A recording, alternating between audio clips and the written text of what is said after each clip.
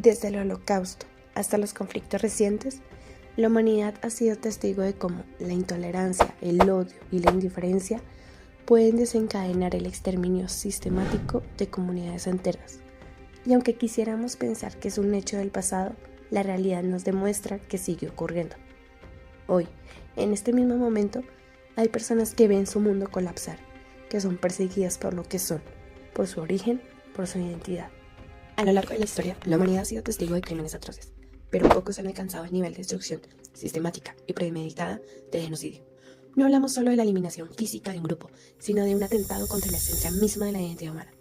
Desde el Holocausto hasta los genocidios en Ruanda, este delito ha marcado las páginas más oscuras de nuestra civilización. Pero, ¿qué es realmente el genocidio? ¿Cómo se define en el derecho penal y qué implicaciones tiene?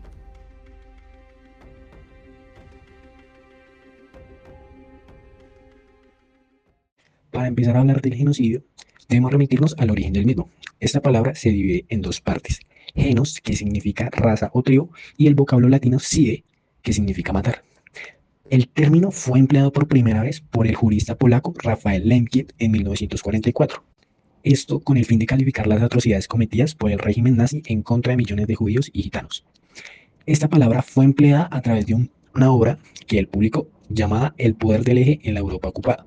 Adentrándonos en el ámbito jurídico, podemos ver que la palabra se implementó por primera vez en los juicios de Nuremberg en noviembre de 1945. Allí estaban siendo juzgados los dirigentes y colaboradores del régimen nazi. Los fiscales utilizaron la palabra genocidio para describir los crímenes atroces, aunque al día de hoy no existe un registro escrito de este hecho. Un año después de los juicios de Nuremberg, en diciembre de 1946, la Asamblea General de la recién creada ONU en ese momento aprobó la Resolución 96, donde por primera vez en la legislación internacional se habló del crimen del genocidio. Posteriormente, en 1948, la ONU aprobó la Convención para la Prevención y Sanción del Delito del Genocidio. Dicha convención fue ratificada por las Naciones Aliadas y la Corte Internacional de Justicia se encargaría de juzgar los crímenes del genocidio desde ese momento. Ahora vamos a hablar de las dos definiciones típicas que encontramos en este delito. La primera definición del delito la encontramos en la convención anteriormente mencionada, quien describe el genocidio como un delito perpetrado con la intención de destruir total o parcialmente a un grupo nacional, étnico, racial o religioso. La segunda definición la dicta el Código Penal colombiano, quien nos dice que el genocidio es el propósito de destruir total o parcialmente un grupo nacional, étnico, racial, religioso o político por razón de su pertenencia al mismo. Pero, ¿qué diferencia podemos encontrar con el genocidio en relación a otros delitos similares? Primero, partimos de la idea de que el genocidio se distingue de otros delitos principalmente por el hecho de que existe una intención específica de destruir total o parcialmente a un grupo protegido. Delitos como la desaparición forzada, el desplazamiento forzado, la tortura o delitos contra la lesa humanidad tienen un objetivo de causar un daño de tipo económico, social e inclusive físico, pero no tienen la particularidad de causar el daño con esa intención que sí la tiene el genocidio.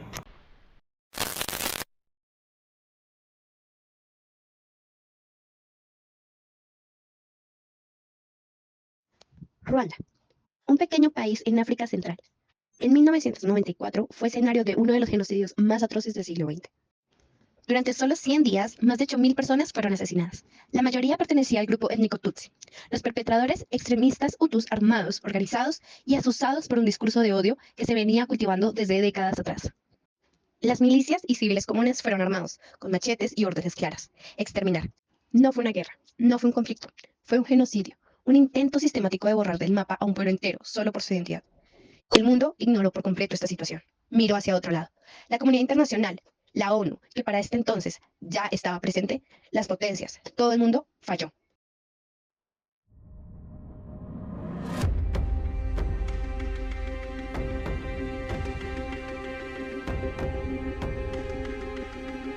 El Holocausto fue el genocidio más documentado en la historia y, sin embargo, su atrocidad sigue siendo difícil de comprender.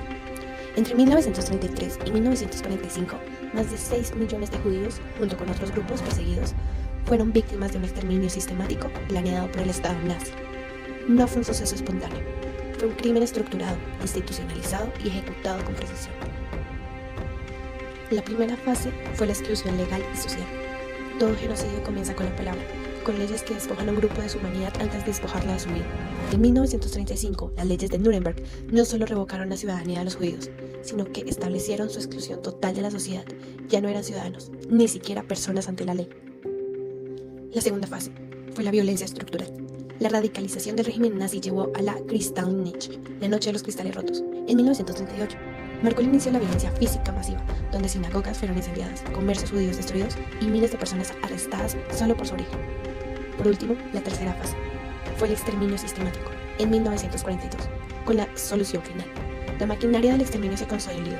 Auschwitz, Treblinka y otros campos se convirtieron en centros de muerte donde se asesinaban a miles de personas día a día. El Holocausto es un recordatorio de que el genocidio no ocurre de un día para otro. Se construye en un proceso de deshumanización, exclusión y violencia progresiva.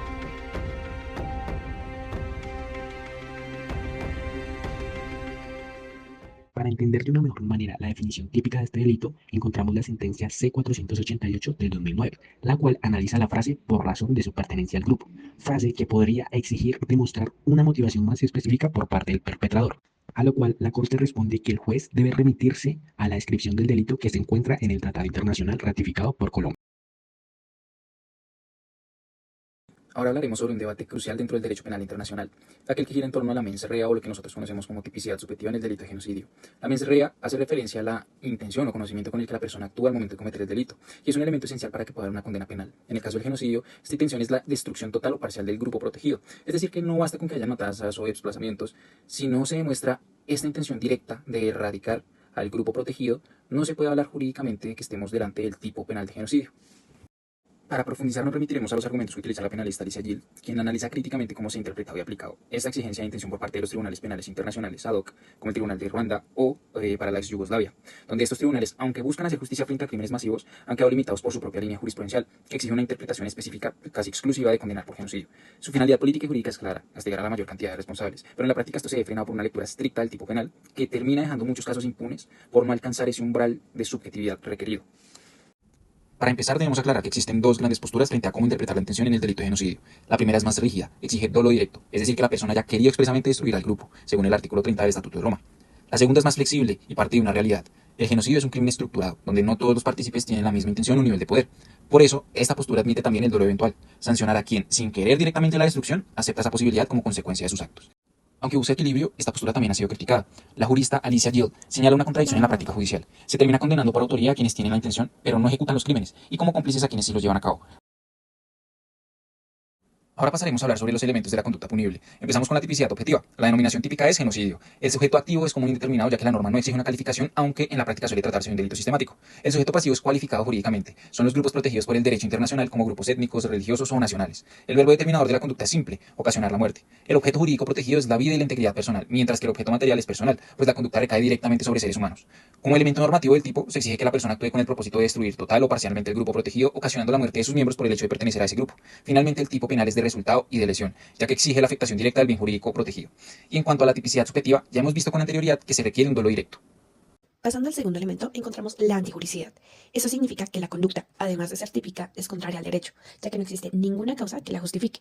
En el caso del genocidio, este principio es absoluto. No hay justificación válida, ni ideológica, ni política, ni siquiera en contextos de guerra. Es una de las violaciones más graves del derecho internacional, y como tal, no puede ser tolerada bajo ninguna circunstancia.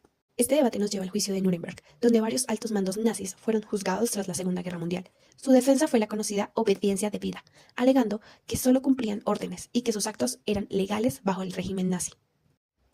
Pero el tribunal fue claro. El hecho de obedecer órdenes no exime de responsabilidad cuando estas órdenes implican crímenes atroces contra la humanidad. Así, se estableció que ninguna ley nacional puede legitimar un genocidio, porque estos son crímenes que violan principios universales del derecho. Finalmente encontramos la culpabilidad, que es el juicio de reproche al autor del delito. Aquí se analizan tres factores clave. Primero, si el actor sabía que su conducta era ilegal. Segundo, si tenía capacidad mental y moral para actuar conforme a la ley. Y tercero, y si realmente podía actuar de otra manera. Todo esto reafirma que el genocidio no es solo un crimen brutal, sino una decisión consciente de atentar contra la humanidad.